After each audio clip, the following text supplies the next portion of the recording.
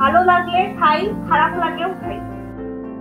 Romantic partner তারাও যখন দুজন দুজনের সাথে খাবার শেয়ার করছে, তাদের বন্ডিং কিন্তু আরো অনেক স্ট্রং হচ্ছে। বাবারা হচ্ছে লাইক দ্য ট্রি, মানে দ্য শেড দেয় আর কি। যেমনি মায়েরা কিন্তু পুরো ফ্যামিলিটাকে ধরে রাখার জন্য কিন্তু মায়ের খুব ইম্পর্টেন্ট একটা রোল থাকে, বিকজ সব দিকে তার নজর আছে। এই এরকম লোকেরা মানসিক সমস্যার সম্মুখীন হচ্ছেন, আই থিঙ্ক সেলিব্রিটি অবধিও, মানে যেখানে আমরা সুশান্ত সিং রাজপুতের মতো লোকজন দেখতে পাচ্ছি। অনেক সময় দেখা যায় মায়েরা বাচ্চারা কিছু খেলো না, সেই লেফট ওভার ফুডটাও খেয়ে নিচ্ছে, সেটাতেই অলমোস্ট খাওয়া হয়ে গেল হাফ। এই যে প্র্যাকটিস গুলো, এগুলো কিন্তু তাদের শরীরের পক্ষে সবসময় ভালো না। পড়াশোনা, রোজগার জীবনে উন্নতির পথে একটা বড় পদক্ষেপ, কিন্তু একমাত্র নয়। বেসিক্যালি বাচ্চাদের মধ্যে তো সুগারের ইম্প্যাক্টটা ভীষণ রকম ভাবে দেখা যায়। ছোট বাচ্চাদের দেখবেন হাইপার অ্যাক্টিভিটি বা রেস্টলেসনেস ভীষণ হয় এক্সেসিভ সুগার কনজাম্পশনে। But in general a person who is healthy, একটা বাচ্চা যে হেলদি, তার কিন্তু হেলথ ড্রিঙ্কের কোনো দরকার নেই। হেলথ ড্রিঙ্কের যদি নর্মাল বাচ্চার ক্ষেত্রে দেখা যায় তাহলে অ্যাভয়েড করতে পারলেই বেটার, কারণ কিচ্ছু না, that will be an addiction. শুভ সন্ধ্যা।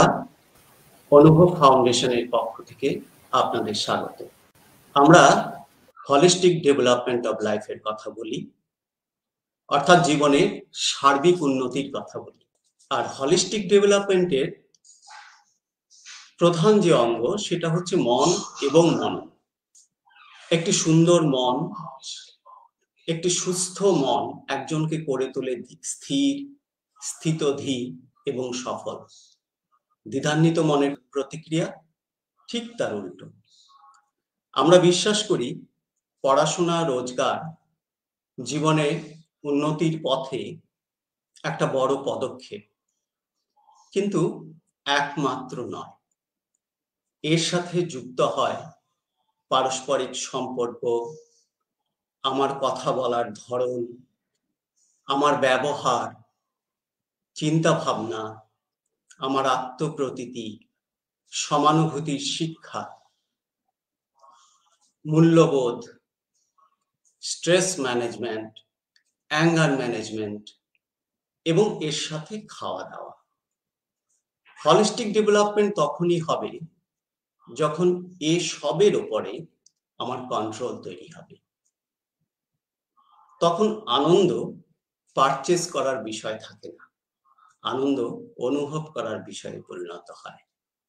আমরা আজ খাবার বা খাদ্য নিয়ে কথা বলবো। ভারতীয় সংস্কৃতিতে খাদ্যের প্রয়োগ নিয়ে প্রচুর আলোচনা রয়েছে।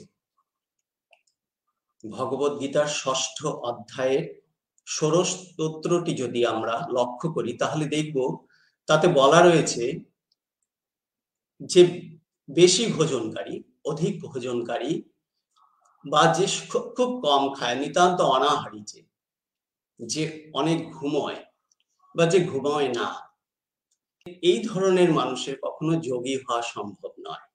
মূল কথাটা কি? কথাটা হচ্ছে যে যোগী হতে গেলে একটা শক্তিশালী মনের প্রয়োজন হয়, অর্থাৎ অন্যান্য অনেক কিছুর সাথে সুষ্ঠু খাবার এবং সম্পূর্ণ খাবার গ্রহণ করাও অত্যন্ত জরুরি একটি শক্তিশালী মন তৈরি করবার জন্য। কেমন হওয়া প্রয়োজন? স্বাস্থ্যকর খাবার। কোন খাবার কাজে লাগে আর কোন খাবার বিষবৎ হয়ে ওঠে, এগুলো আমাদের জানা প্রয়োজন। মনের সাথে কেমন সম্পর্ক খাবারের? আসুন আজ আমরা এই বিষয়ে কথা বলি। আমাদের আজকের আলোচনার বিষয় খাওয়া দাওয়া এবং তার সাথে মনের সম্পর্ক, ফুড অ্যান্ড মুড। আজকের এই আলাপচারিতায় আমাদের সঙ্গে রয়েছেন বর্তমান প্রজন্মের একজন মানুষ, নিউট্রিশনিস্ট শ্রীমতী অনন্যা সরকার। ওয়েলকাম অনন্যা। নমস্কার। অনন্যা একটি বেসরকারি সংস্থায় সিনিয়র নিউট্রিশনিস্ট পদে কর্মরতা। এর আগে কয়েকটি ওয়েলনেস ব্র্যান্ডের সাথে নিউট্রিশন কাউন্সিলর হিসেবে কাজ করেছেন। প্রথম প্রশ্ন করার আগে আমি তোমার কাছ থেকে তোমার কথা শুনি। তো ফার্স্ট অফ অল ভীষণ ধন্যবাদ আমাকে এই প্ল্যাটফর্মটা দেওয়ার জন্য। যে আমাকে দিবাকর আঙ্কেল যখন বললেন যে মানে এরকম একটা প্ল্যাটফর্ম অনুভব ফাউন্ডেশনের যখন এরকম একটা টপিকে when we are about to reach so many people, তো আই স্যার মানে এর থেকে বড় অপরচুনিটি কিছু হতে পারে না, বিকজ দিস থিংস মানে এই ফুড বা মুড বা মেন্টাল হেলথ, এই যে জিনিসগুলো নিয়ে মানে অনুভব ফাউন্ডেশন এইভাবে কাজ করছে, সেখানে মানে যে খুব একটা কাজ হয়নি আর কি, মানে নট অ্যাওয়ারনেসটা প্রচন্ড কম এইসব ব্যাপারে। এখন তাও প্যান্ডেমিকের জোরে যখন ভীষণ রকম এরকম লোকেরা মানসিক সমস্যা ভীষণ ভুগছেন, এবং নর্মাল মানুষই নয়, আই থিঙ্ক সেলিব্রিটি অব্দিও, মানে যেখানে আমরা সুশান্ত সিং রাজপুতের মতো লোকজন দেখতে পাচ্ছি যে তার একটা কেসের পর তার মৃত্যুর পরে যে তার একটা ডিপ্রেশনের হিস্ট্রি ছিল বা এরকমও। তো আমার মনে হয় লোকেরা অনেক বেশি অ্যাওয়্যার এখন কারেন্টলি, কারণ এর আগে অব্দিও এই জিনিসগুলো নিয়ে খুব বেশি চর্চা হয়নি, খুব বেশি ডিসকাশন হয়নি। তো সেই জন্য আই ফিল কি এই জিনিসগুলোতে ডেফিনেটলি লাইট শো করা উচিত। সিমিলারলি আমার যে নিজের সাবজেক্ট এটাও এজ অ্যাকর্ডিংলি ইকুয়ালি একটা এখন অব্দি বলবো যে এখন কারেন্টলি চলো তাও again because of the pandemic হয়তো লোকেরা বেশি ফিটনেস নিয়ে অ্যাওয়্যার হচ্ছে বা এই জিনিসগুলো নিয়ে খুব আলোচনা করছে বা মাথা ঘামাচ্ছে, এগুলো কিন্তু আগে এতটা ছিল না। তো দুটো যখন এরকম টপিক আছে আর কি প্যারালালি চলছে, যেগুলো আনঅ্যাওয়ারনেস প্রচন্ড বেশি আছে কিন্তু প্রচন্ড বেশি গুরুত্বপূর্ণ আমাদের লাইফে, যেগুলো আমরা হয়তো মানে জানিও না যে কত রকম ভাবে এগুলো আমাদের অ্যাকচুয়াল ডেইলি প্রতিনিয়ত ভাবে আমাদের আফেক্ট করছে আমাদের daily day to day life, এই জিনিসগুলো নিয়ে ডিসকাশন হওয়াটা ভীষণ দরকার। তো again once again thank you Anubhav foundation আমাকে এই একটা প্ল্যাটফর্ম দেওয়ার জন্য, where I can reach out to so many people regarding my subject and also mental health of course, যেটা আমাদের আজকে প্রাইমারি ডিসকাশন। Thank you. এবং অ্যাকচুয়ালি আমরাও প্রিভিলেজড যে তোমাকে আজকে আমরা একটু পেয়েছি। So thank you once again যে তুমি জয়েন করেছো এখানটায়। আমি প্রথম প্রশ্ন, সরাসরি প্রশ্নে যাই। আমার প্রথম প্রশ্ন যেটা হচ্ছে স্ট্যান্ডার্ড হেলদি ডায়েট। আলোচনা হয় এই ধরনের টার্মগুলো আমরা খুব শুনি, সবাই বলে স্ট্যান্ডার্ড হেলদি ডায়েট, এবং সবাই সবার মতো করে স্ট্যান্ডার্ড হেলদি ডায়েট বানিয়ে থাকে। তো আমার প্রশ্ন হচ্ছে যে এই স্ট্যান্ডার্ড হেলদি ডায়েট বলতে আমরা কি বুঝবো, এবং সেটা যদি সত্যিই থেকে থাকে তাহলে একটি শিশুর জন্য কি হতে পারে স্ট্যান্ডার্ড হেলদি ডায়েট, একটি কিশোর বা কিশোরীর জন্য কি হতে পারে, একটি পূর্ণবয়স্ক মানুষের জন্য কি হতে পারে স্ট্যান্ডার্ড হেলদি ডায়েট, এবং সিনিয়র সিটিজেন বয়স্ক মানুষ তাদের জন্য কেমন ডায়েট হওয়া প্রয়োজন, এই এই পুরো স্পেকট্রামটা তুমি যদি একটু আমাদের সামনে ক্লিয়ার করো। ডেফিনেটলি। তো সবচেয়ে বেসিক জিনিস when it comes to diet, সেটা হচ্ছে আমাদের বেসিক্যালি 5টা মেইন ফুড গ্রুপ, যেরকম আমরা বলি carbohydrate, protein, fat, vitamins and minerals. তো এই যে ফুড গ্রুপগুলো, এগুলো সম্মিলিতভাবে যখন কোনো একটা পার্টিকুলার মিলে আমরা সবকিছুকে অ্যাড করে যখন একটা মিলে দিচ্ছি, then we call it a balance diet, যেখানে সম্পূর্ণটা আছে, মানে কিছুটা কার্বোহাইড্রেটও আছে, কিছুটা প্রোটিনও আছে, ফ্যাটও আছে এবং হেলদি ভিটামিনস এন্ড মিনারেলসও আছে। এবার প্রত্যেকটা জিনিসের কিন্তু আমাদের বডিতে আলাদা আলাদা রকম রোল আছে টু প্লে। তো when all of this come together, it is forming a balanced diet. এইবার প্রত্যেকটা বয়সের আলাদা আলাদা রিকোয়ারমেন্টস আছে ডেফিনেটলি, যেটা আপনি যেরকম ভাবে বললেন। তো টু বিগিন উইথ আমাদের নর্মালি যে আইসিএমআর বা এনআইএন ন্যাশনাল ইনস্টিটিউট অফ নিউট্রিশন যেটা আমাদের আছে ইন্ডিয়াতে, তো তাদের একটা পার্টিকুলার গাইডলাইন্স থাকে, মানে যেটা দিয়ে থাকে একটা হেলদি স্ট্যান্ডার্ড চার্ট মতন থাকে যে এই পার্টিকুলার এজে বা এই পার্টিকুলার লোক মানে একটা মেল বা ফিমেল, যেখানে এই সব ডিভিশন ওয়াইজ একটা পার্টিকুলার রেঞ্জ অফ দেওয়া থাকে, একটা পার্টিকুলার ক্যালোরিজ, এত ক্যালোরিজ বা এত প্রোটিন, এগুলো লেগে থাকে। তো আমি সেই ক্যালোরিফিক ডিটেলসে না গিয়ে আমি বেসিক কিছু পয়েন্টস বলছি যেগুলো মেনে আমরা নর্মাল ডে টু ডে লাইফে আমরা বুঝতে পারছি যে কি খাওয়া উচিত বা কি নয়। যেরকম তো begin with let's start with neonatal age, যেটা একদম নিউ বর্ন। তো ফার্স্টলি টু বিগিন উইথ একটা নিউ বর্ন যখন সে জন্মাচ্ছে, আমরা এটা মোস্ট অফ আস যারা মায়েরা আছেন তারা আমরা প্রত্যেকেই জানি, ডক্টররাও আজকাল খুব এটা নিয়ে বলেই থাকেন যে first 6 months is absolutely exclusively breast feeding phase. এখানে আমরা জলও দিতে বারণ করি, জল খাওয়াটাও ইজ নট অ্যালাউড, মানে নট সাজেস্টেড। তো first 6 months is exclusively breast feeding phase, এবং তার সাথে যে কলোস্ট্রাম, যে first yellow milk of the mother, সেইটাও কিন্তু ভীষণ ইম্পর্টেন্ট। সেটা অনেক সময় আমরা ডিসকার্ড করে থাকি, বাট সেইটা করলেও চলবে না, বিকজ তার কিন্তু প্রচন্ড একটা ইমিউনিটি বুস্টিং প্রপার্টিজ থাকে তাতে। তো সেই জিনিসটা ইনক্লুড করে তারপর নর্মাল 6 months অব্দি exclusive breast feeding. Next, after 6 months we go to winning food.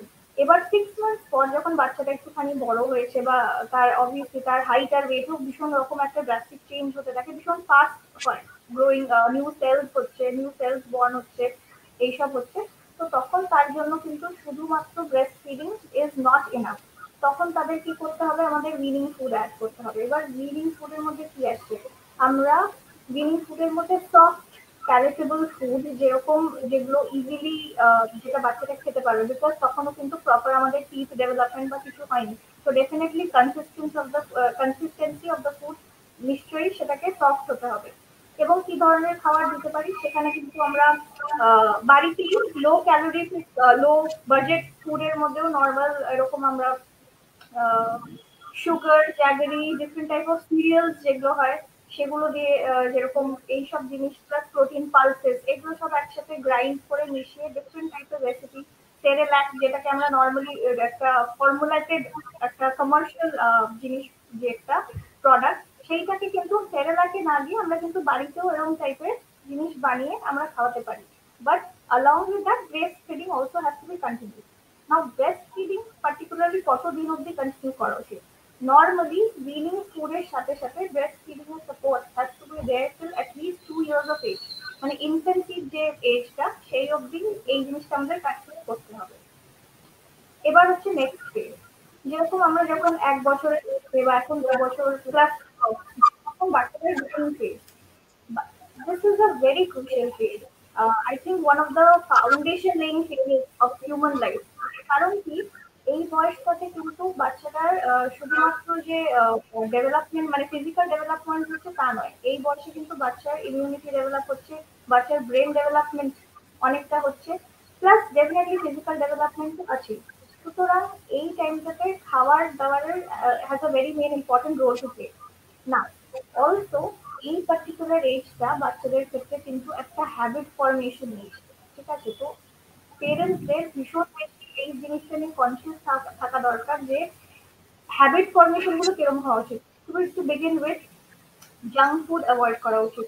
Normally ছোট বাচ্চাদের আমরা যেই বাড়িতে আসে সব চকলেট দেয় বা এরকম টাইপের বাচ্চাদের চিপস এইসব জিনিস নিয়ে স্পয়েল করাই হয়, বিকজ কিডস।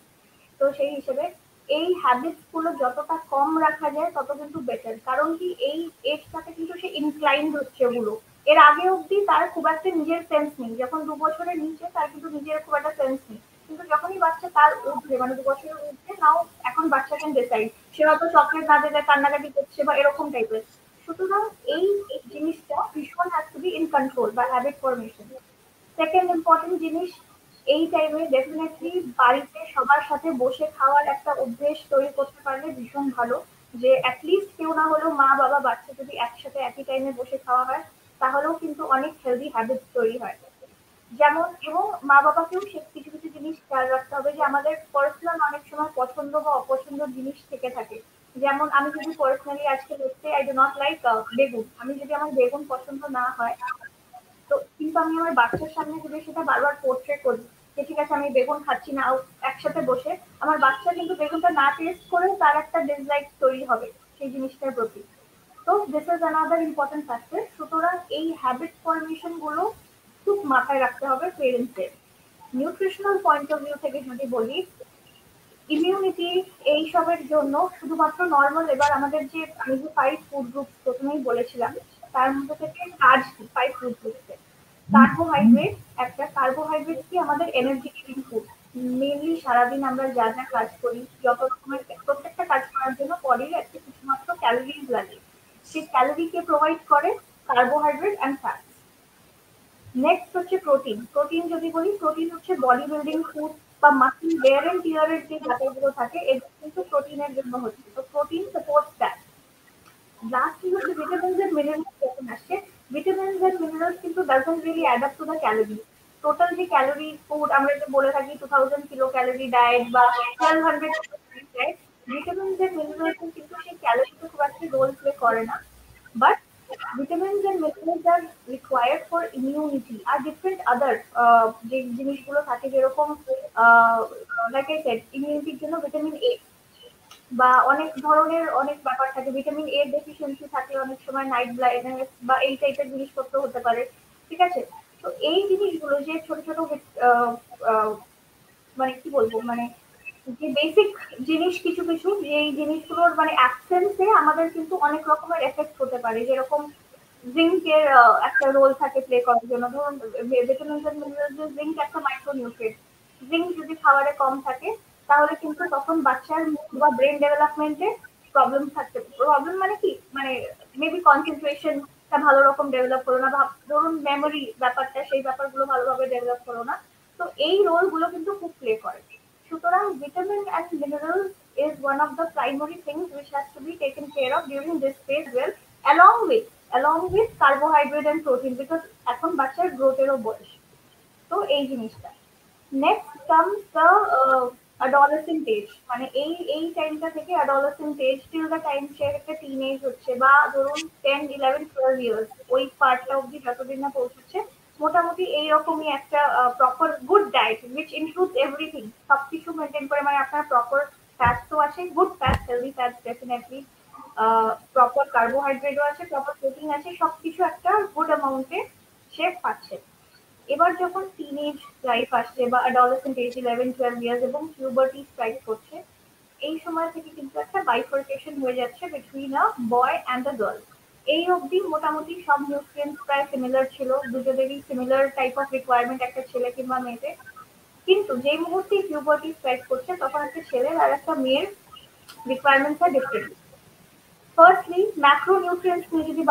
কথা বলি যে কার্বোহাইড্রেট প্রোটিন আর ফ্যাট এগুলোকে ম্যাক্রোনিউট্রিয়েন্ট বলা হয় কারণ এগুলো বডিতে বেশি মাত্রায় লাগে অ্যাজ কম্পেয়ার টু ভিটামিনস আর মিনারেলস তো যখন এই জিনিসগুলো নিয়ে বলছি তখন আমাদেরকে বেছে বেছে একটু খাওয়া শুরু করতে হবে কারণ কি আমরা যদি যেরকম প্রচন্ড ধরুন কেউ ময়দার জিনিস খাচ্ছে মানে কার্বোহাইড্রেট ধরুন যেরকম ময়দা পাউরুটি রুটি ভাত বাট এই যে বেসিক গুলো জিনিস এগুলো সিরিয়ালস যেগুলো আমরা বলে থাকি এগুলো হচ্ছে আমাদের কার্বোহাইড্রেট সোর্সেস এগুলো যখন কেউ ওরকম ভাবে খাচ্ছে মানে কোনো পোর্শন সাইজ নেই বা কোনো একটা জাস্ট মানে প্রচন্ড হেভি ইনটেক করছে তখন কিন্তু এই বয়সটা থেকে একটা ওবেসিটির চান্সেস আছে ওবেসিটি ডেভেলপ হয় ওভারওয়েট ডেভেলপমেন্ট হচ্ছে এইসব ব্যাপারগুলো আসছে তো ডেফিনেটলি এগুলো তখন আমাদেরকে নর্মাল বা সিম্পল কার্বোহাইড্রেট থেকে যদি আমরা কমপ্লেক্স কার্বোহাইড্রেটে শিফট করতে পারি then it's a better thing complex carbohydrate বলতে আমাদেরকে আমি বলছি না যে ভাত রুটি খাওয়া বাদ দিয়ে দিতে হবে বাট আমাদেরকে চুজ করতে হবে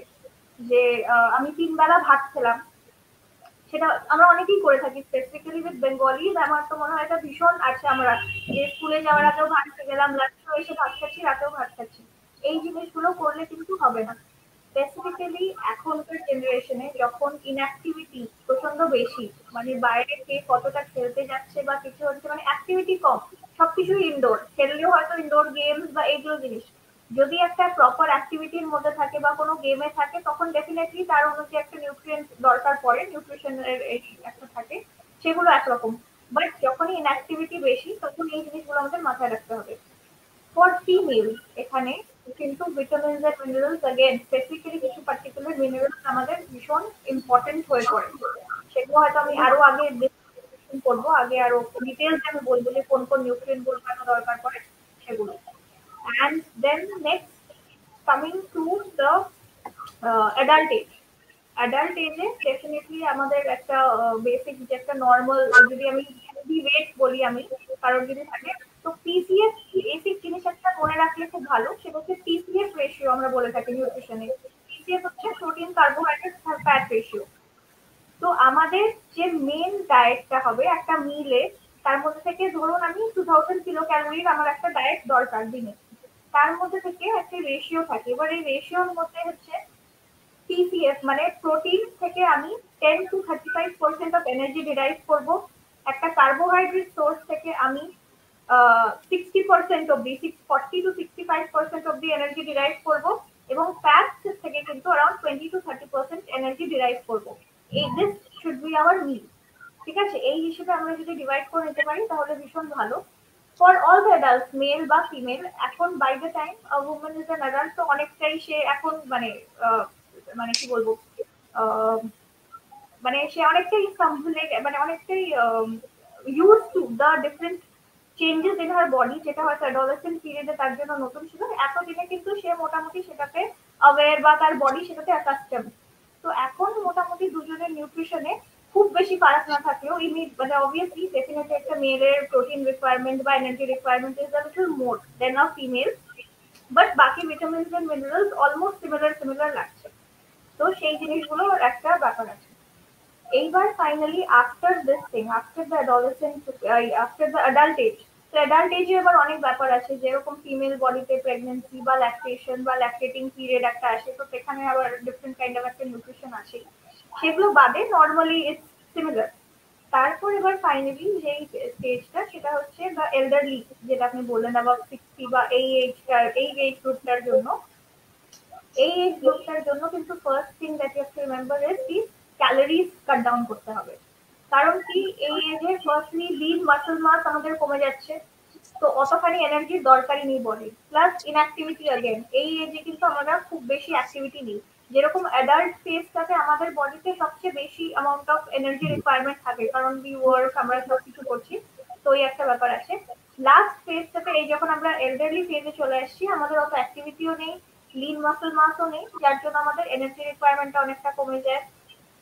প্রোটেক্টিভ ফুডস এর বেশি দরকার। প্রোটেক্টিভ ফুডস अगेन কিসে, vitamins and minerals, vitamin and minerals rich food, antioxidants খাবারে, মানে এই সময়টা আমরা যদি আমাদের যে আমরা প্রথমে বলেছিলাম যে কার্বোহাইড্রেটটা থেকে আমরা 60% অফ দি এনার্জি ডিরাইভ করছি, এই বয়সে এসে আমরা যদি কার্বোহাইড্রেট থেকে মোটামুটি 40 to 50% এনার্জি ডিরাইভ করছি, প্রোটিন একটু রিচ রাখছি, ক্যালসিয়াম রিচ রাখছি, কারণ আমাদের বোন গুলো এখন উইক, এই সেই ডেফিনেটলি ক্যালসিয়ামের একটা রোল তো অল থ্রুআউটই আছে, বাট এই এজে আরো বেশি calcium rich food, vitamin D, যেরকম আমাদের most of the time I think মানে হিউজ ইন্ডিয়ান পপুলেশন এখন অব্দিও ভিটামিন, মানে কেউ যদি ব্লাড টেস্ট করে দেখবেন ভিটামিন ডি এর ডেফিসিয়েন্সি ইজ ভেরি কমন, ঠিক আছে, মানে ভীষণই এটা হয়ে থাকে।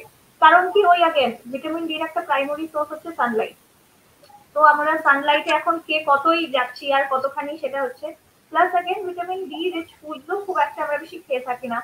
দুধ নর্মালি লোকেরা খেতে পছন্দ করে না, ওই দুধ চা and everything is fine, but normally খুব একটা দুধ পার্টিকুলারলি ওইভাবে খাওয়া not everyone is very fond of.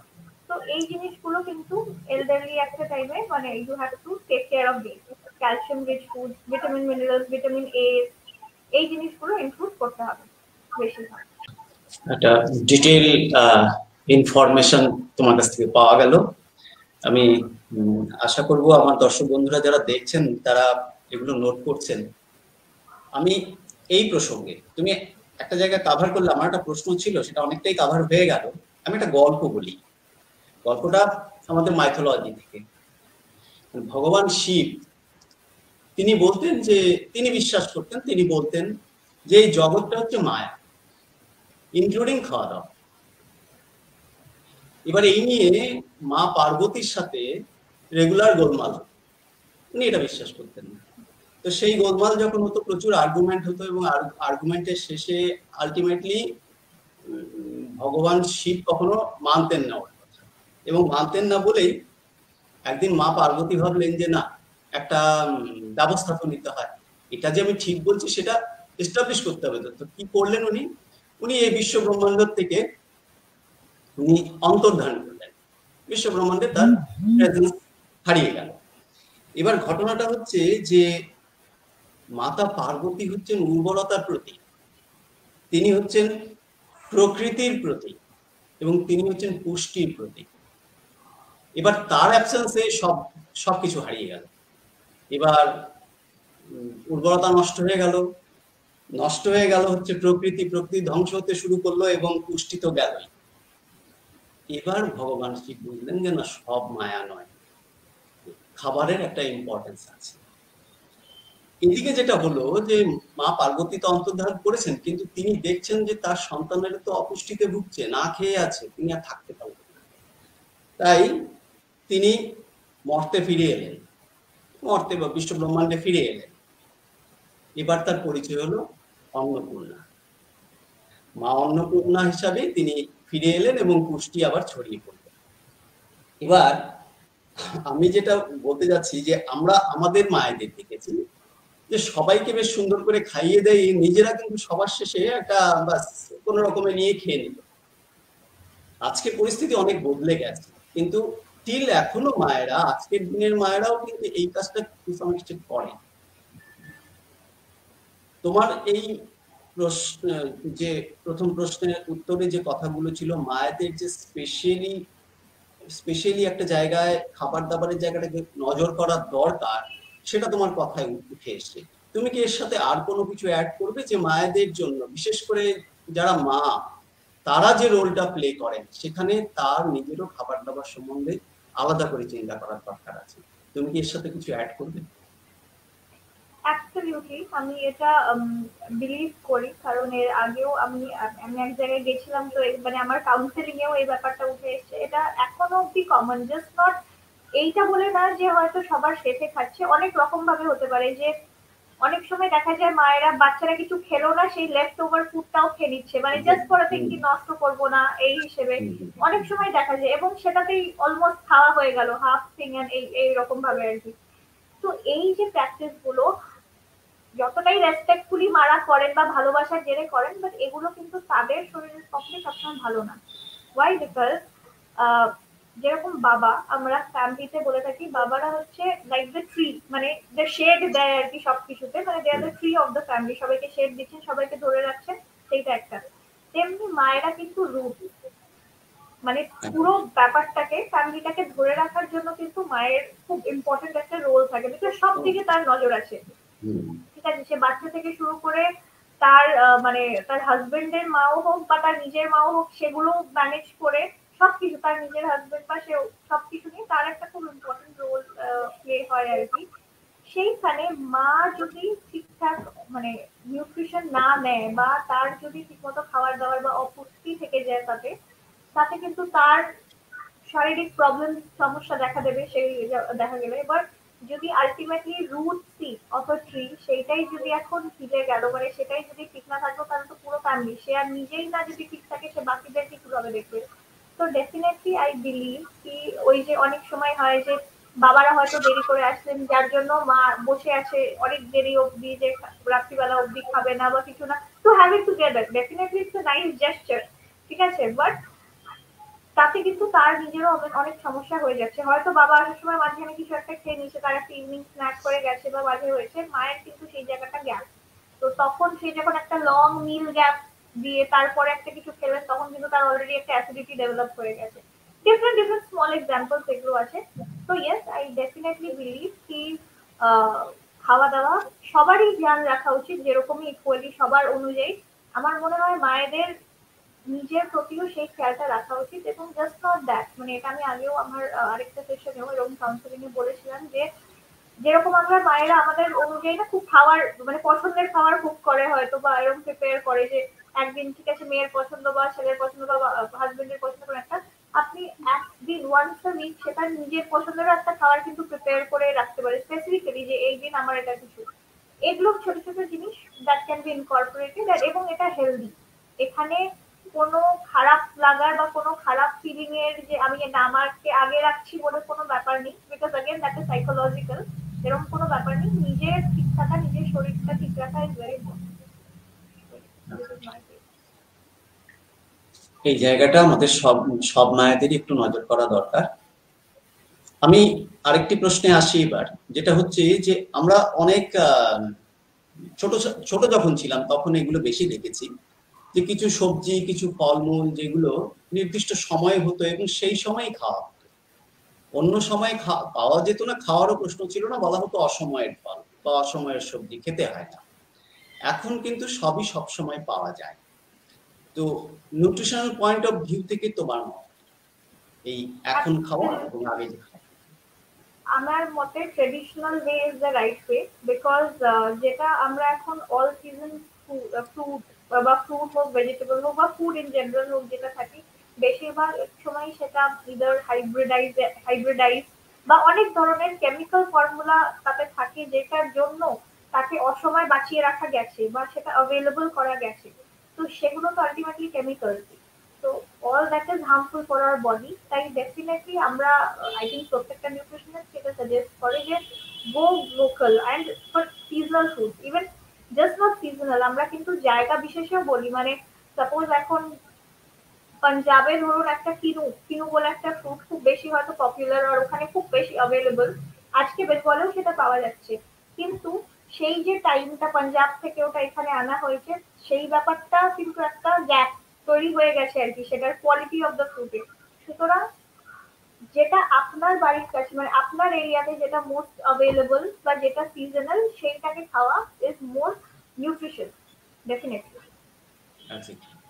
এটা আমার মনে আছে অনেকদিন আগের কথা, আমি রাজস্থানে গিয়েছিলাম একটা বিয়েতে, একটা ছোট্ট গ্রামে গিয়েছিলাম। তো সেখানে যাবার পরে আমাদের তো অভ্যাস ভাত খাওয়ার, তো আর ওরা তো ভাত খায় না, আমরা গিয়ে ওখানে যে আর কি যার বাড়িতে বিয়ে হচ্ছে তাকে বলেছি দেখো ভাই ভাতের ব্যবস্থা করতে হবে, আমরা এসেছি ভাতের ব্যবস্থা। তখন এক ভদ্রমহিলা বলেছিলেন যে দেখো এখানে কিন্তু রুটি খেতে হয়, যদি রুটি না খাও তোমার শরীর খারাপ। সো এটা খুব ইম্পর্টেন্ট, যে জায়গায় থাকবো সেই জায়গার খাবারটা। তো আমরা বোধহয় এগুলো একটু ভুলে টুলে যাচ্ছি আর কি। আমরা যেহেতু মন নিয়ে কাজ করি, মূলত আজকের আলোচনাকে আমরা রেখেছি খাবারের সাথে মনের সম্পর্ক। সত্যি কি খাবারের সাথে মন বা মুডের রিলেশন আছে? যদি থাকে তাহলে সেটা কিভাবে? ডেফিনেটলি ভেরি ব্রড টপিক এবং আগেন খুবই কম রিসার্চ, মানে রিসার্চ বলবো না, খুবই কম অ্যাওয়ারনেস আছে এটা নিয়ে, কারণ কি এখন অব্দিও আমরা অ্যাজ এ নিউট্রিশন পড়েও আমাদের এই পার্টস গুলো কিন্তু ইনক্লুডেডও না, এই যে ব্যাপারটা যে সাইকোলজিক্যাল ইম্প্যাক্ট গুলো কি কি, বাট এখন অনেক রিসার্চ হচ্ছে। যাই হোক, তো খুব সাইন্টিফিক একটা লিঙ্ক আছে, যেটার বেসিক স্টার্ট করতে হলে আমি বলবো যে হচ্ছে ভেগাস নার্ভ বলে একটা নার্ভ আছে যেটা আমাদের গাট এবং ব্রেনকে কানেক্ট করে, ঠিক আছে? তো সেই vagus nerve gut as an আমাদের ডাইজেস্টিভ ট্র্যাক্ট, আমাদের ইন্টেস্টিনাল ট্র্যাক্ট, সেইটার সাথে ডিরেক্টলি একটা লিঙ্ক আছে নার্ভ। সুতরাং আমাদের গাটে যা কিছু হচ্ছে directly affects the brain, directly. এবং তো coming on to the impact, এবার কি কি হতে পারে নর্মাল এখনকার মডার্নাইজেশন বা আমি বলবো যেটা গ্লোবালাইজেশন এই ব্যাপারটাতে, যখন food is also very easily available, specifically urban এরিয়াতেও আমরা দেখি, মানে আমাদের এখন মানে যে কোনো খাবার অ্যাভেলেবিলিটিটা খুব ইজি, মানে এখন বাড়িতে বসে আমাদের সুইগি আছে, জোম্যাটো আছে, ডিফারেন্ট কাইন্ড অফ থিংস, যেটা চাইছি যখন চাইছি খেতে পারছি। মেন কথা হচ্ছে অ্যাভেলেবিলিটি অফ ফুডটা বেড়ে গেছে। সেখানে অ্যাভেলেবিলিটি অফ ফুড বলতে I particularly mean also junk food and এই সব জিনিসগুলো, মানে যেরকম আমরা খুব ইজিলি খেয়ে থাকি বা খুব ফ্রিকুয়েন্টলি।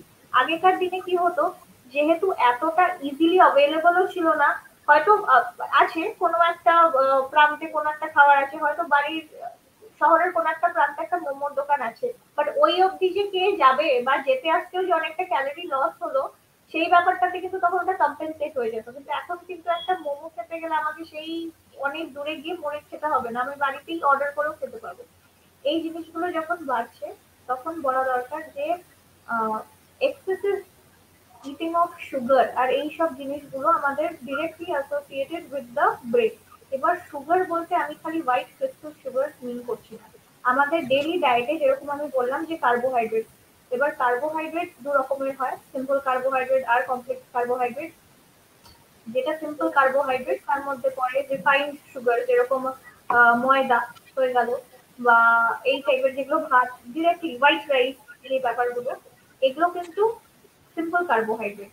সিম্পল কেন বলা হচ্ছে, এগুলো খেলে ডিরেক্টলি আমাদের ব্লাড সুগার লেভেল স্পাইক করে, এবং যখন এটা directly blood sugar level spike করে কি হয়, there is a fluctuation created in the blood, যার জন্য কি মুডের কিভাবে এটার ইম্প্যাক্ট হয়। ধরুন আপনি কিছু একটা হোয়াইট ব্রেড একটা কিছু একটা খেলেন, যে সাদা হোয়াইট ব্রেডের আপনি টোস্ট খেলেন এক্ষুনি, আপনার ব্লাড সুগার লেভেলটা কিন্তু ইমিডিয়েটলি রাইজ করে গেল এবং কিছুক্ষণ পর আবার ড্রপ করে যাবে। তো যখন ব্লাড সুগার লেভেলটা রাইজ করছে তখন কিন্তু আমরা ভীষণ এনার্জেটিক ফিল করছি, ভীষণ গুড মুড, হ্যাপি, মানে রেস্টলেসনেস। বেসিক্যালি বাচ্চাদের মধ্যে তো সুগারের ইম্প্যাক্টটা ভীষণ রকম ভাবে দেখা যায়। ছোট বাচ্চাদের দেখবেন হাইপার অ্যাক্টিভিটি বা রেস্টলেসনেস ভীষণ হয় এক্সেসিভ সুগার কনজাম্পশনে, ঠিক আছে? বড়দেরও হচ্ছে, যেগুলো আমরা বুঝতে পারছি না। ইমিডিয়েটলি আমরা যখন এই সিম্পল সুগার গুলো খেয়ে থাকছি, যখন ব্লাড সুগার রাইজ করছে, আমরা এনার্জেটিক ফিল করছি, গুড মুড, এভরিথিং, কিছুক্ষণ পরে সেটা ড্রপ করে যাচ্ছে। ঠিক আছে, the moment it is dropping we are feeling anxiety, আমাদের মুড একটা ইরিটেবিলিটি বেড়ে যাচ্ছে, এই জিনিসগুলো হচ্ছে। এরও একটা রিজন আছে যে ওয়াই এই জিনিসগুলো হয়, কেন কি, কারণ কি সুগার বা এই এই টাইপের জিনিস আর কি, glucose directly affects hour brain. ব্রেনের মধ্যে কি হয়, ডোপামিন বা ডোপামাইন বলে একটা নিউরো ট্রান্সমিটার আছে, যেটা কিন্তু আমাদের মুড, বিহেভিয়ার এগুলো খুব কন্ট্রোল করে। তো যখন আমরা এই সুগার খাচ্ছি, দ্যাট ইজ মানে কি বলবো, ওইটা অ্যাফেক্ট হচ্ছে, আমাদের ডোপামিন লেভেলস আর অ্যাফেক্টেড। ঠিক আছে, যার জন্য আমাদের ডিরেক্ট ইম্প্যাক্ট কিন্তু মুডে পড়ছে। এবার সমস্যাটা এখানেই যে গ্লুকোজ বা sugar is also very, just not glucose, আমি বলবো অল কাইন্ড অফ সুগারই ভীষণ অ্যাডিকটিভ ইন নেচার। একবার খেতে শুরু করলে, এটা আমরা বুঝি না, তখন ক্রেভিং আরো বাড়তে থাকবে। যত দেখবেন আনহেলদি ফুড খাবেন, তত বেশি কিন্তু ক্রেভিং বাড়তে থাকে। This is the thing, this is directly related to our brain.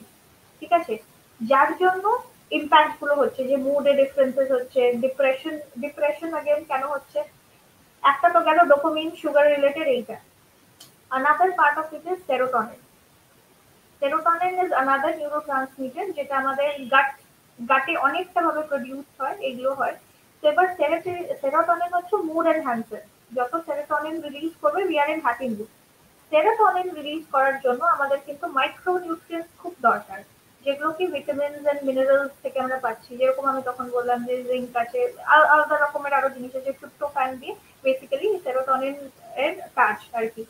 তো যখন আমরা এইসব খাবার দাবার গুলো, মানে মেন ভেজিটেবলস বা ফ্রুটস, যেগুলো primary source of vitamins and minerals, এগুলো বাদ দিয়ে যখন আমরা ফাস্ট ফুড, জাঙ্ক ফুড এগুলোতে বেশি যাচ্ছি, which is nothing but normal sugar. আপনি একটা বার্গার খান, একটা pizza Khan, everything is nothing but sugar, simple sugar.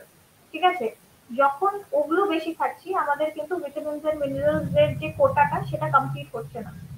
যার জন্য তখন সেরোটোনিনের জন্য সেরোটোনিন কম রিলিজ হচ্ছে, again it leads to bad mood, মানে ব্যাড মুড বা ডিপ্রেশন বা অ্যাংজাইটির চান্সেস গুলো বেড়ে যায় এরকম।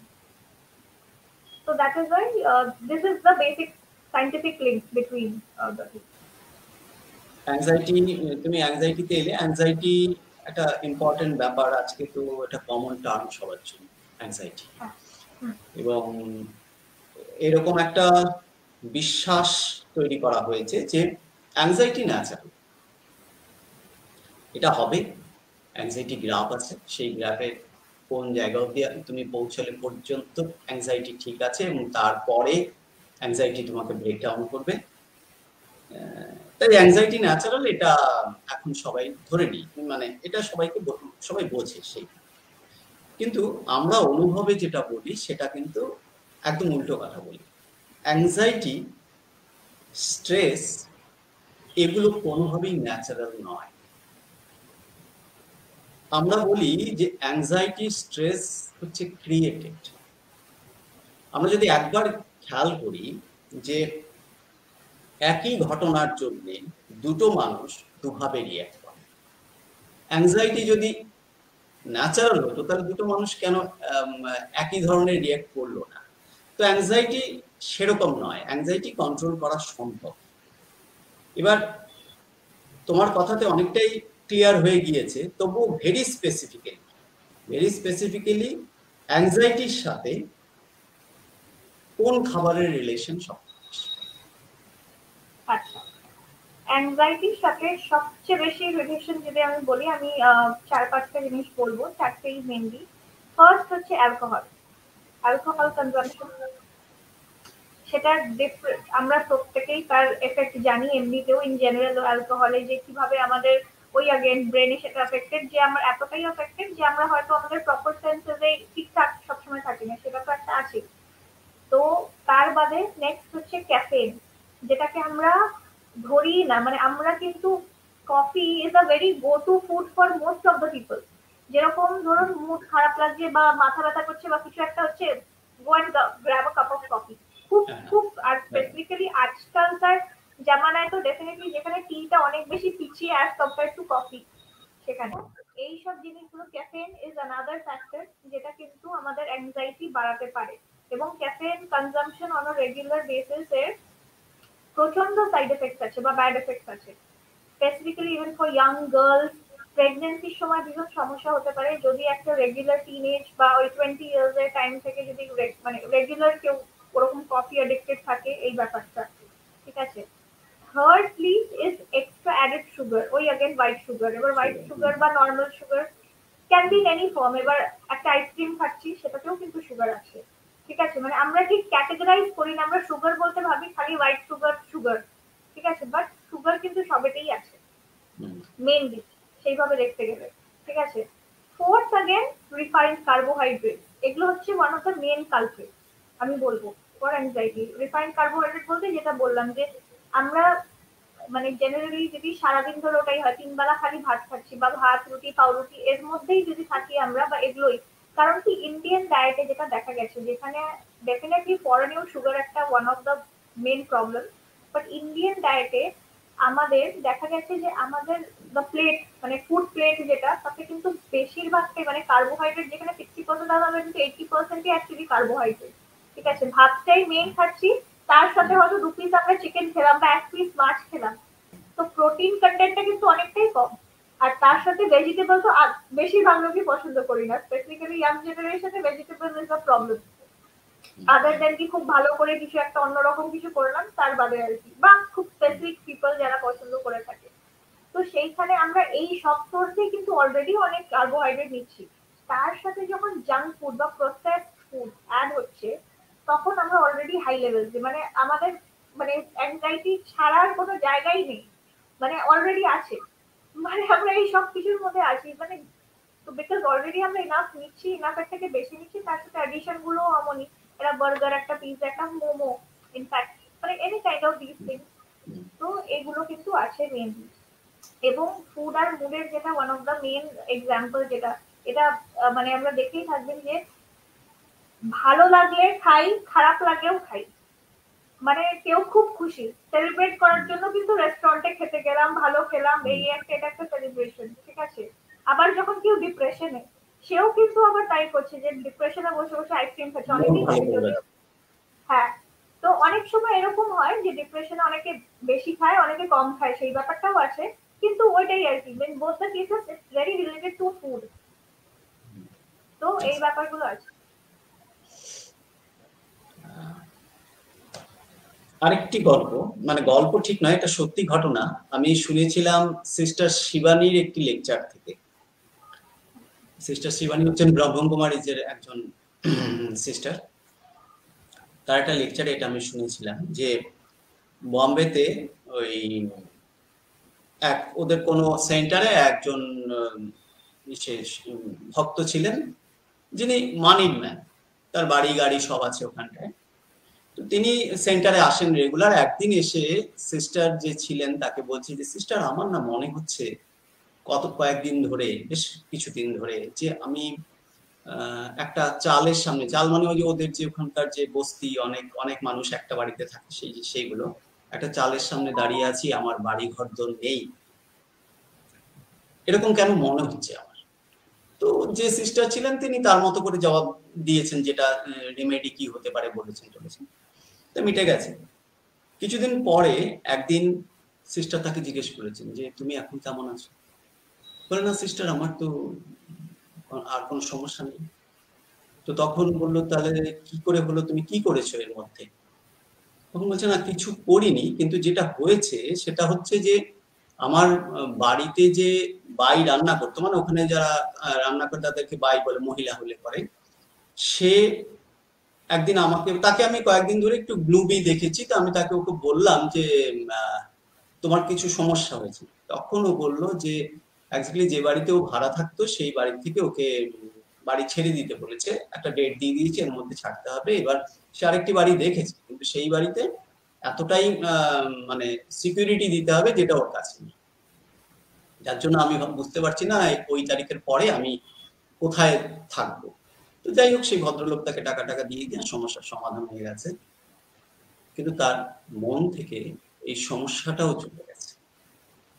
এবার এটা কি মানে সিস্টার শিবানী যা বলেছেন সেইখানে আমি আর যাচ্ছি না, আমার বক্তব্যটা হচ্ছে এটা কি কখনো হতে পারে যিনি রান্না করছেন তার মেন্টাল স্টেটের উপরে যে যারা খাচ্ছে তাদের মনের মধ্যে কোনো প্রভাব পড়তে পারে?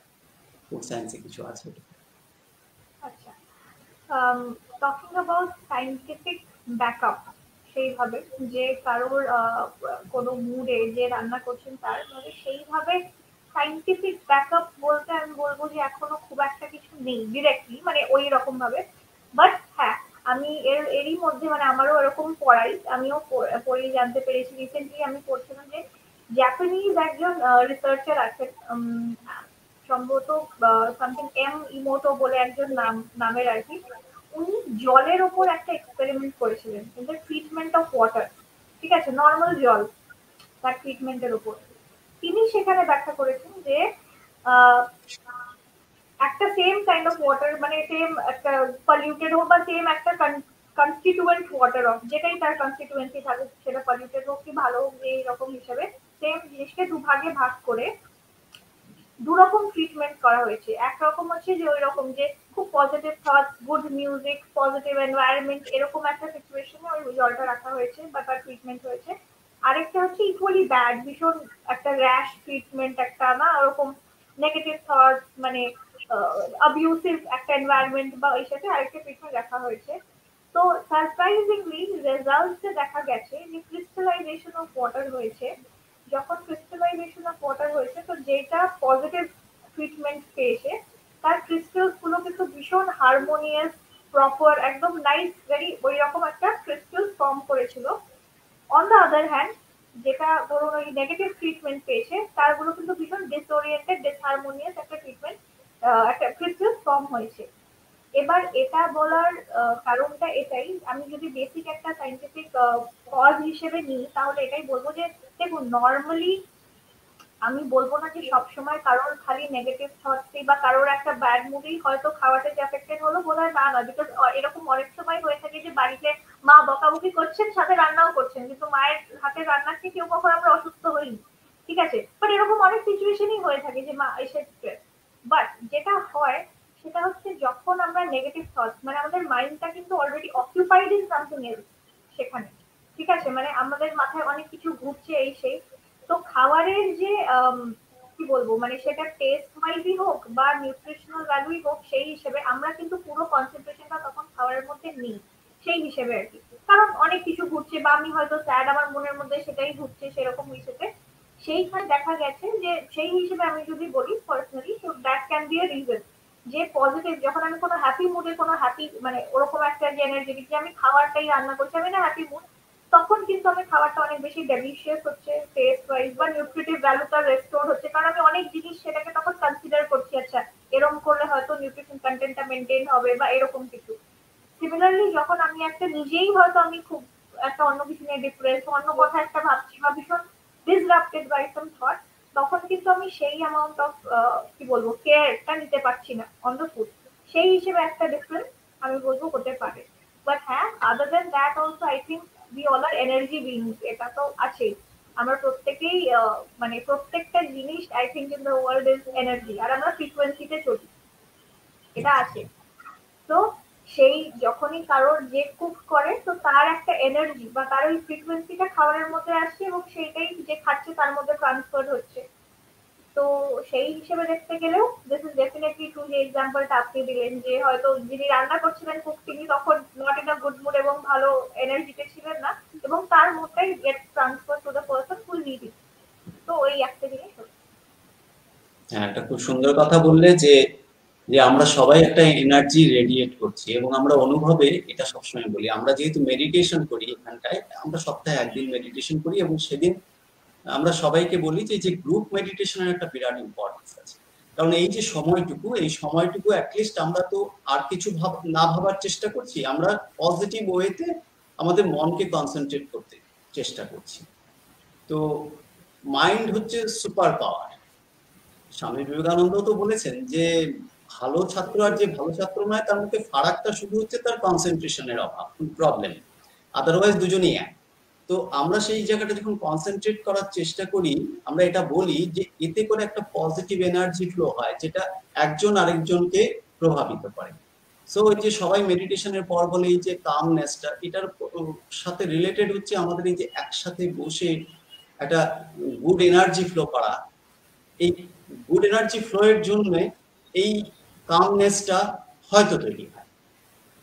যাই হোক, আমি আরেকটি প্রশ্ন করি, যেটা অনেকগুলো প্রশ্নের উত্তর কিন্তু তোমার কাছ থেকে আমি পেয়ে গেছি, যেগুলো আমি করবো ঠিক করেছিলাম। যাই হোক, তার মধ্যে অনেকদিন আগের কথা, আমার ছেলে তখন খুব ছোট ছিল, বছর 4 হয়তো বয়স। কলকাতায় একজন বিখ্যাত চাইল্ড স্পেশালিস্টকে দেখাতে গিয়েছিলাম। তো তাকে আমি, তার দেখা হয়ে যাওয়ার পর তাকে আমি বলেছিলাম যে কোন হেলথ ড্রিঙ্কটা খাও। উনি খুব গম্ভীর হয়ে আমাকে বলেছিলেন, ওসবে কোনো কাজ হয় না, আমি কাউকে খেতে বলি না।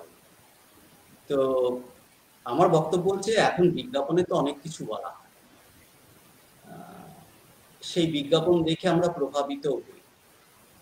এবার এটা কতটা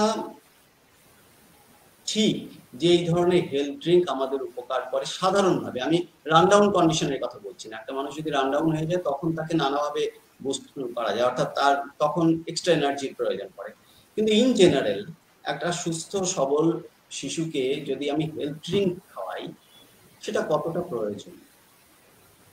আচ্ছা, এটাও ভীষণ ডিবেটেবল টপিক। এন্ড अगेन ওই যেটা বলেন আপনি অ্যাডভার্টাইজমেন্টের সাথে, তো আমি বলছি যে अगेन রিসার্চ এন্ড স্টাডিজ এটাই বলে যে হেলথ ড্রিঙ্কের এমনি it is nothing but test enhancer. Most of the health drinks which are available in the market today, nothing but test enhancer.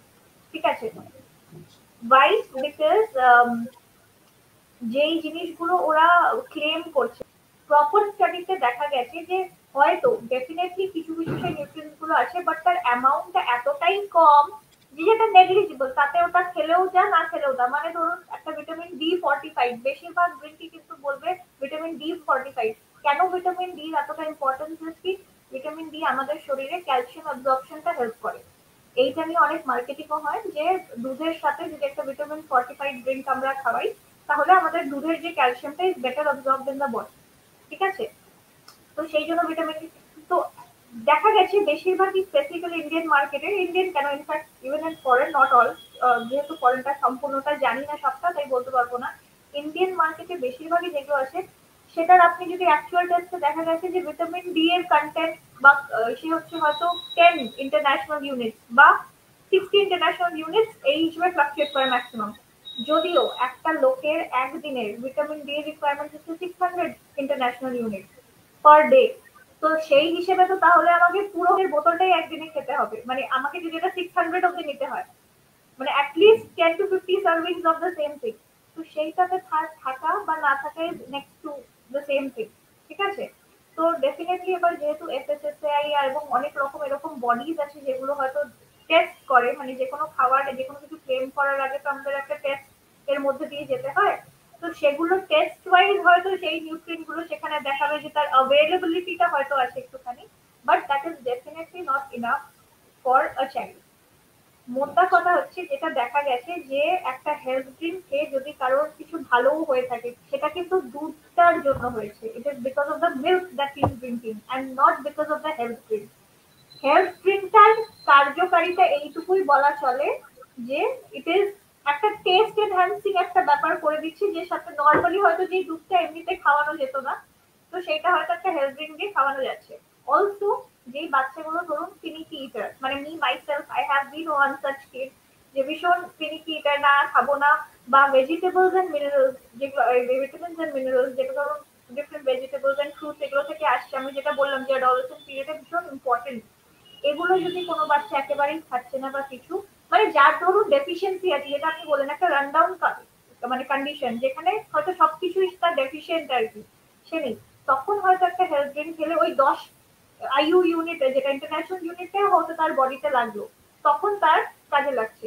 But in general a person who is healthy, একটা বাচ্চা যে healthy, তার কিন্তু health ড্রিঙ্কের কোনো দরকার নেই। In fact again health drink, মানে আমি এই বয়সেও হয়তো অ্যাট সাম টাইমস, মানে আমার চকলেটের ক্রেভিং থাকলে আমার মা এখনো বিটার বোতল এনে রেখে দেয়, মানে আমি শুধু শুধু এটাও খেয়ে থাকি, because this is a habit from the child. মানে ওইটা কিন্তু নাথিং বাট अगेन সুগার, তাতে কিন্তু এক গাদা সুগার আছে যেটা খেলে আমার হার্মফুল ব্যাপারই হচ্ছে আমার জন্য, ঠিক আছে?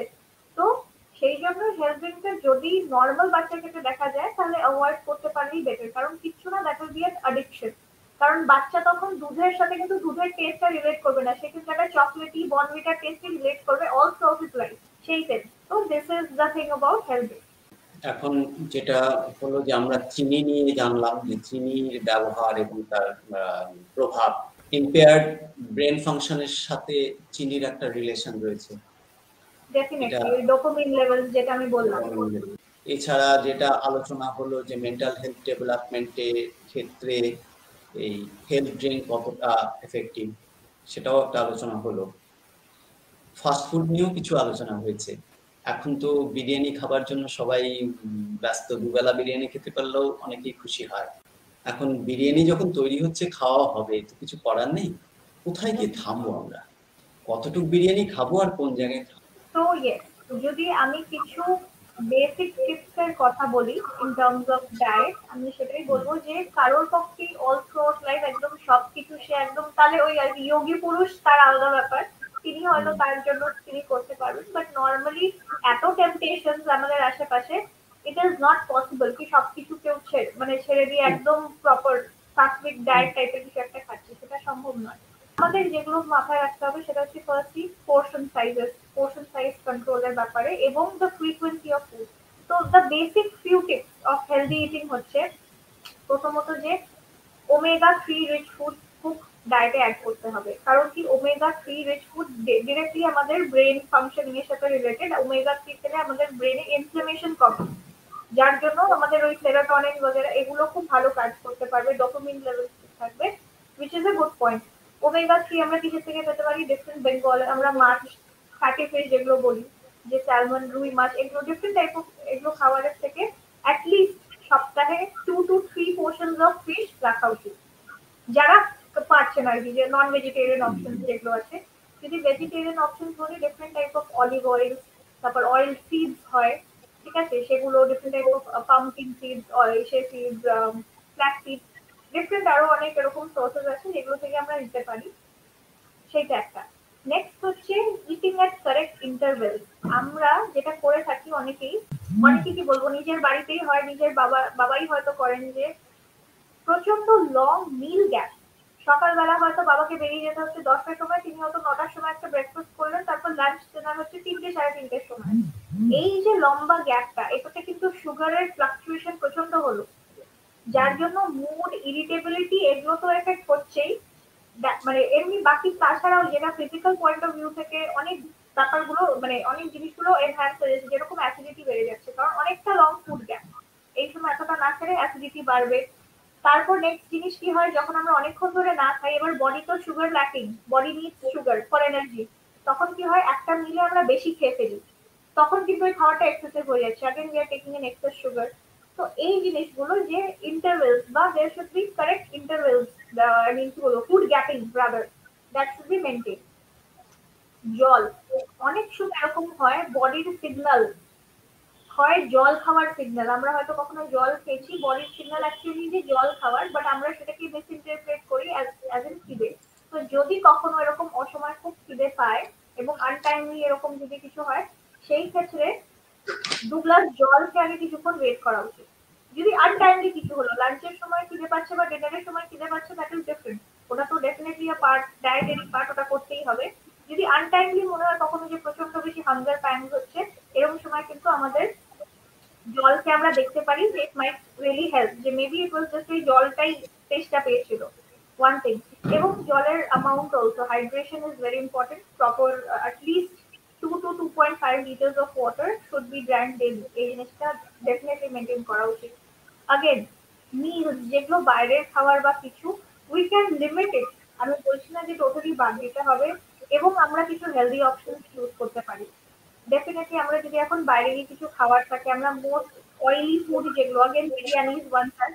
এবার বিরিয়ানি মাসে একবার খেলাম, একটা অ্যামাউন্টে খেলাম, ঠিক আছে, তারপরের দিন হয়তো সেটাকে আমরা কম্পেনসেট করে নিলাম নর্মাল লাইট ডায়েট খেয়ে, একটু হালকা কিছু খাবার খেয়ে, সেটা ঠিক আছে। But having it on a regular basis বা এভরি উইকলি বা কিছু, এগুলোর কিন্তু ড্রাস্টিক ইম্প্যাক্ট থাকতে পারে। Because of the fat content বা অয়েল কন্টেন্ট। তো বাইরে গেলে more of tikka items, tandoor items, non gravy items খেতে পারলে বেশি better. Also we can go for good bread. এখন তো সাবওয়ে টাবওয়েতে অনেক জায়গায় এরকম অপশনসও থাকে যে মাল্টিগ্রেন ব্রেড, দেন সসেস এর অপশন থাকে যে আমরা পার্টিকুলার কিছু কিছু জিনিস চুজ করতে পারি। সেগুলো যদি একটু হেলদি মানে একটু কনসিয়াসলি মাইন্ডফুল ইটিং করা যায়, it is very helpful. Include all types of food group, যেটা আমি প্রথম থেকেই বলছি যে কোনো খাবারের গ্রুপ বাদ দেওয়া যাবে না। মানে আমি বলছি না কার্বোহাইড্রেট বাজে মানে কার্বোহাইড্রেট বাদ দিতে হবে। Carbohydrate important, protein important, fats so important, both fats definitely. And again, vitamins and minerals very important. সব কটা ফুড গ্রুপ মেনটেন করতে হবে। অলসো কোন রকমের ফ্যাট ডায়েটে যাওয়া উচিত না। ফ্যাট ডায়েট বলতে যেটা বোঝায় যে কিটো ডায়েট, এই সেই আমরা অনেক সময় করে থাকি for the purpose of gymming. And thanks to Bollywood বা সোশ্যাল মিডিয়া যেগুলো হয়ে থাকে যে যখন কোনো সেলিব্রিটি সেগুলোকে প্রমোট করে আমরা ব্লাইন্ডলি সেগুলোকে ফলো করতে শুরু করি। সেলিব্রিটিরা কিন্তু সেটা ব্লাইন্ডলি ফলো করছে না, তারা হয়তো পার্টিকুলারলি একটা কোনো সময়ের জন্য 1 মাস 2 মাস এবং প্রপার নিউট্রিশনিস্টের গাইডেন্সে সেটা ফলো করে ছেড়ে দেয়। আমাদের ক্ষেত্রে কিন্তু সেটা হচ্ছে না, আমরা ব্লাইন্ডলি ফলো করি এবং যখনই আমরা কোনো ওই কিটো ডায়েটে বা মেডিটেরিয়ান ডায়েট বা হিএম ডায়েটে কোনো পার্টিকুলার ফুড গ্রুপ আলাদা মানে we are living it out, it's causing some impact on our body. তো এই সব কিছু কিছু কিছু কিছু জিনিস we should keep in mind, and I think তাতে বেটার হবে। তাহলে এগুলো মেনটেন করতে পারলে B much up to the mark. আচ্ছা, বডি কেমিক্যালের কথা হলো যে নিউট্রিশনের সাথে বডি কেমিক্যালের একটা রিলেশন রয়েছে, যেসব ডোপামিন থেকে শুরু হয়ে ইভেন আমরা ডাইজেশনের জন্য যেসব কেমিক্যাল আমাদের রিলিজ হয় সেগুলো সাথেও মাইন্ডের একটা রিলেশন রয়েছে। আমি যে কথাটা এখন জানতে চাই সেটা হচ্ছে যে এটা বলা হয়ে থাকে যে ফুড শেয়ারিং এর মধ্যে দিয়ে প্রোডাক্টিভিটি বাড়ে, মরালও বুস্ট হয় এবং একসাথে খেলে ট্রাস্ট বিল্ডিং হয়। এই কথাগুলো এখন বলা হচ্ছে। একজন নিউট্রিশনিস্ট হিসাবে তুমি এটাকে কিভাবে ব্যাখ্যা করবে? ডেফিনেটলি আই বিলিভ যে ফুড শেয়ারিং এর একটা রোল থাকে, মানে যদি সাইকোলজিক্যাল পয়েন্ট অফ ভিউ থেকে দেখি ডেফিনেটলি একটা রোল থাকে। যেটা আমি বললাম স্টার্টিং এ যে যখন একটা ইনফ্যান্ট যখন 3-4 বছরের বাচ্চাকে যখন আমরা হ্যাবিট বিল্ডিং এ করছি, বাড়িতে একসাথে বসে খাওয়ানো কিন্তু is a good habit which should be maintain. Why? Because সে তার ফ্যামিলির সাথে সেখানে বন্ড করছে। ঠিক আছে, খালি এটা বাচ্চার ক্ষেত্রেই নয়, স্কুল কলেজেও দেখা গেছে যখন আমরা নর্মালি আমাদের টিফিন ব্রেকসে একসাথে বসে খাই বা শেয়ার করি, একটা কিন্তু সেন্স অফ ইনক্লুশন আমাদের মধ্যে আসছে, সেই ব্যাপারগুলো হচ্ছে। বা যখন let's say some romantic partner, তারাও যখন দুজন দুজনের সাথে খাবার শেয়ার করছে তাদের বন্ডিং কিন্তু আরো অনেক স্ট্রং হচ্ছে। ফ্যামিলির সাথে যখন করছি ফ্যামিলিরও একটা একসাথে একটা একান্নবর্তিতা ওইভাবে তৈরি হচ্ছে, সেই ব্যাপারগুলো। Yes, this is definitely important.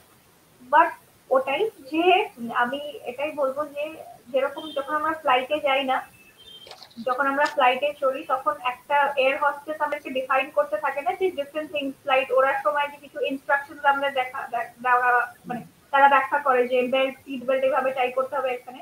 ওখানে কিন্তু খুব ইম্পর্টেন্ট একটা কথা বলেন ওনারা, সেটা হচ্ছে যে केबिन में ऑक्सीजन का प्रभाव कम होने पे पहले अपना मास्क पहनिए, फिर आप ना दूसरे का उनको दूसरे बगल वाले you have the near by passenger. तो दिस इज ऑल्सो एप्लीकेबल। একটা বাচ্চা যখন তার স্কুলে যাচ্ছে, এবার সে নিজে একটা পার্টিকুলার তার খাওয়ার মধ্যে দিয়ে তার একটা নিউট্রিশন অবভিয়াসলি একটা মিল ক্যালকুলেশন আছে, তো তার হয়তো সে 2টো রুটি আর একটা সবজি নিয়ে যাচ্ছে, যেটা তার জন্য কিন্তু জরুরি বিকজ সে 8 ঘন্টা হয়তো স্কুলে স্পেন্ড করছে বা 6 ঘন্টা। ঠিক আছে, এইবার যদি খাবারটা তার মধ্যে থেকে এবার ডিভাইড হয়ে যাচ্ছে, সে হয়তো ওখান থেকে খেতে পারছে না, মানে 2টো রুটির জায়গায় সে হয়তো একটা রুটি খেলো, তখন কিন্তু তার অসুবিধে আছে। মানে তার কিন্তু নিউট্রিশনাল ব্যাপারটা পুরোটা হলো না, কোটাটা। ঠিক আছে, তো what can be done is কি ফর কিডস স্পেসিফিক্যালি একটা extra you can carry, if you know কি সেরকম একটা কিছু হবে বা শেয়ারিং এর ব্যাপার আছে, কিছুটা এক্সট্রা খাবার ক্যারি করা যেতেই পারে। ঠিক আছে, সেইভাবে তাতে শেয়ারিংও হলো এবং তার নিজের নিউট্রিশনাল ব্যাপারগুলো বজায় থাকলো।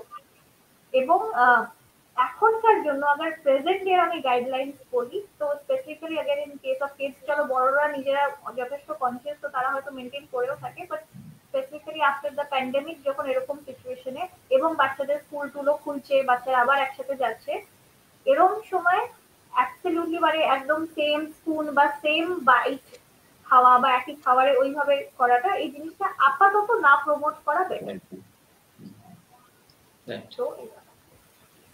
তাহলে আমরা এতটা সময়ের মধ্যে অনেক ইনফরমেশন পেলাম তোমার কাছ থেকে।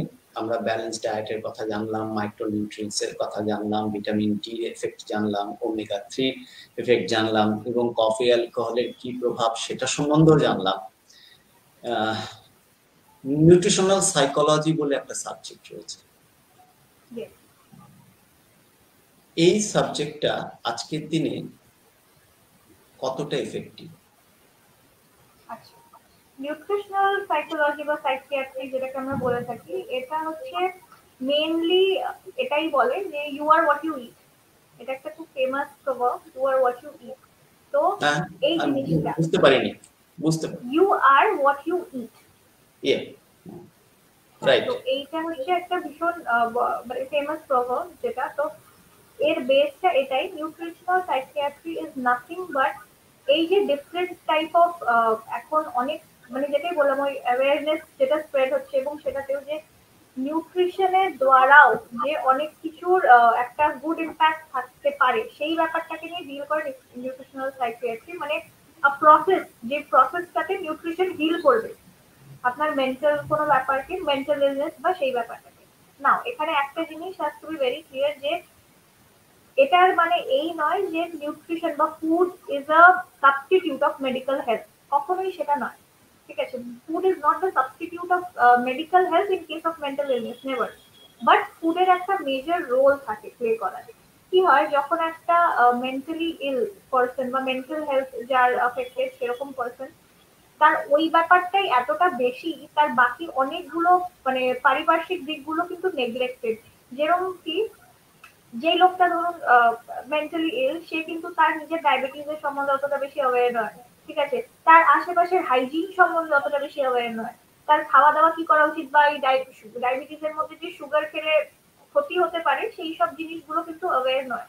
এবং ডক্টররাও যখন ডিল করেন তারা কিন্তু এই পার্টিকুলারলি নিউট্রিশন বা এই জিনিসগুলোকে খুব একটা বলে না, কারণ তখন ওকে সেকেন্ডারি মনে হয়, কারণ তার মেন্টাল স্টেট বা তাকে ঠিক করাটা ওটা ইম্পর্টেন্ট। বাট এগুলো যে ডিফারেন্ট ওয়েজ, মানে খালি নিউট্রিশন না, নিউট্রিশনাল ইন্টারভেনশন উইথ যোগা, ঠিক আছে, এক্সারসাইজ, এই জিনিসগুলো কিন্তু ভীষণ important for a psychological patient as well.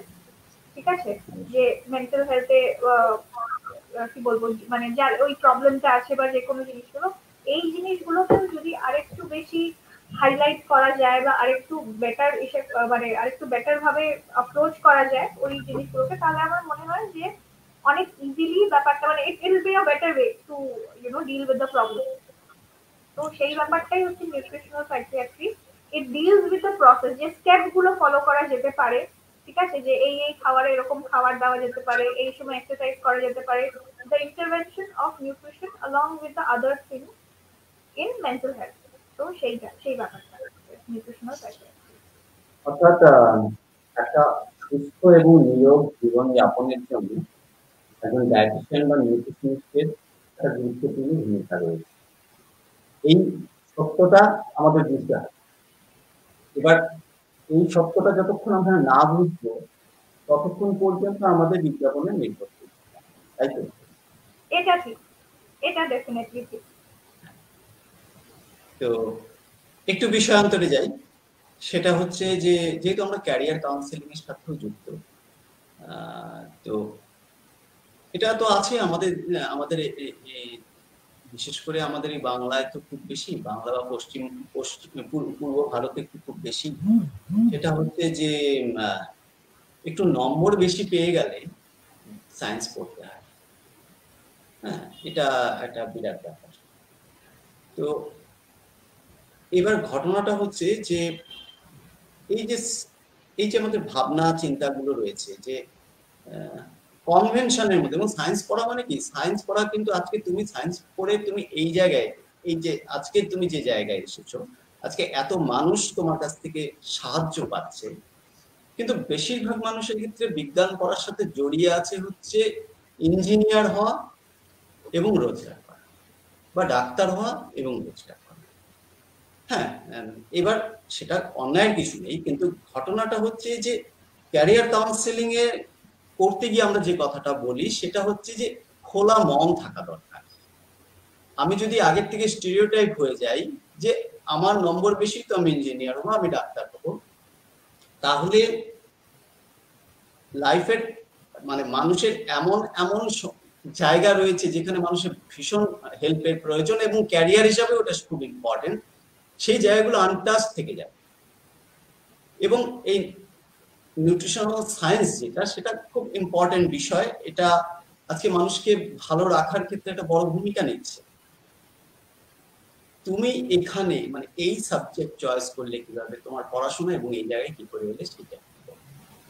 আমরা একদম শেষের দিকে চলে এসেছি, 1 ঘন্টা 13 মিনিট অলরেডি হয়ে গেছে, আমরা শেষ করবো এবার, কিন্তু তার আগে তোমার কাছ থেকে শুনি।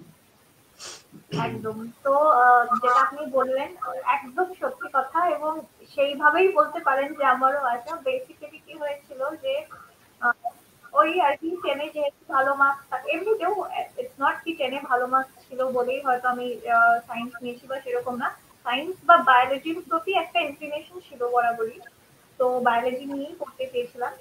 বাট অ্যাজ ফর পেরেন্টস, যেহেতু আচ্ছা একটু ঠিকঠাক নাম্বারও এসেছিল এবং যেহেতু বায়োলজি 11-12-এও ছিল, তো তখন পেরেন্টসদের ওটাই যে ডাক্তার হবে সেই ব্যাপারটা একটা ছিল, যে ডক্টর মেডিকেল এক্সাম দিতে হবে এরকম সেরকম, সেই একটা ব্যাপার ছিল। অলদো প্রেশারাইজ নয়, বাট ডেফিনেটলি একটা বলে যে কেন না।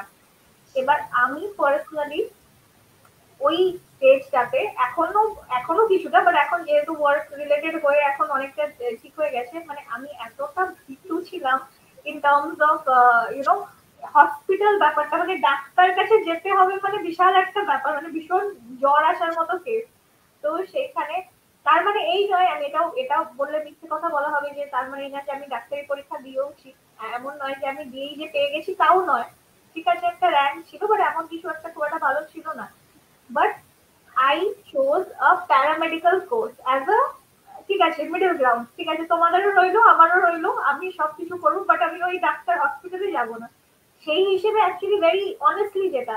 এবং আমার বরাবরই ইঞ্জিনিয়ারিংটা পড়ার ইচ্ছে ছিল না, যেটাই যে আমি একটু অন্যরকম কিছুই করতে চেয়েছিলাম, তো সেইটা একটা ছিল। এবং আমার সময় ইনফ্যাক্ট এখনো, বাট আমার সময়ও এটা খুব বেশি এক্সপ্লোর সাবজেক্ট ছিল না। ইনফ্যাক্ট হাতে গোনা কয়েকটা কলেজে ছিল, ইনফ্যাক্ট মানে খালি বেঙ্গল বলে না, অল ওভার ইন্ডিয়াতে। এখন তাও অনেক বেড়েছে, তখন তো আরো অনেক কম ছিল কম্পারেটিভলি। তো সেই জন্য I took a paramedical course, তো in clinical nutrition and dietetics. এবং আমি ক্লিনিক্যাল ব্যাপারটা নিয়ে প্রথমে আমার বিএসসি মানে যেটা গ্রাজুয়েশন আর কি, সেটা ক্লিনিক্যাল ব্যাপারটা নিয়ে করেছি। এবার after I completed my BSc from Calcutta university, তখন এবার দেখলাম যে এবার ক্যারিয়ারের দিকটাও দেখতে হবে। ডেফিনেটলি এবার পড়েছে, এবার there has to be some ways of earning also from it, সেখানে সেটাও ছিল যখন। তো তখন I chose a broader perspective, মানে আমি তারপর আমার এমএসসি করি ফুড এন্ড নিউট্রিশন থেকে, ফুড এন্ড নিউট্রিশন নিয়ে ফ্রম দিল্লি। তো আমি দিল্লিতে পড়াশোনা করি, আমার এমএসসি ওখান থেকে কমপ্লিট করি food and nutrition. Definitely food and নিউট্রিশনে আমার ক্লিনিক্যাল পার্ট ছাড়াও অনেক কিছু এক্সপোজার ছিল আর কি, অনেক সাবজেক্ট ছিল। তো আর after that from Delhi directly তখন ক্যাম্পাস প্লেসমেন্ট হয়ে এই থেকে then I am working with different companies and firm. তো এইটাই। আর তোমার সাথে যদি কোনো কেউ যোগাযোগ করতে চায় তাহলে সে সে কোন পদ্ধতিতে যোগাযোগ করবে, কিভাবে করবে, সেটা যদি একটু বলে দাও ইন এ নাটশেল। তো আমার দুটো ওয়ে আছে। একটা তো আমার এমনি হোয়াটসঅ্যাপ নাম্বারও আছে, যেটা পার্টিকুলারলি এই কারণেই রাখা, মানে যেখানে আমি I deal with people only like this, তো সেইটা রাখতে পারে। আর আরেকটা হচ্ছে আমার ইমেল আইডি, ডিরেক্টলি আমার ইমেল আইডিতেও কানেক্ট করা যেতে পারে, যেটা ক্যান বি প্রোভাইডেড। তাহলে অনন্যা, আমরা 1 ঘন্টা 16 মিনিট কথা বললাম এবং মানে এত ইনফরমেশন পেলাম যেটা অত্যন্ত হেল্পফুল হবে একজন মানুষের তার জীবনে এগিয়ে চলার ক্ষেত্রে, সুস্থ থাকার ক্ষেত্রে।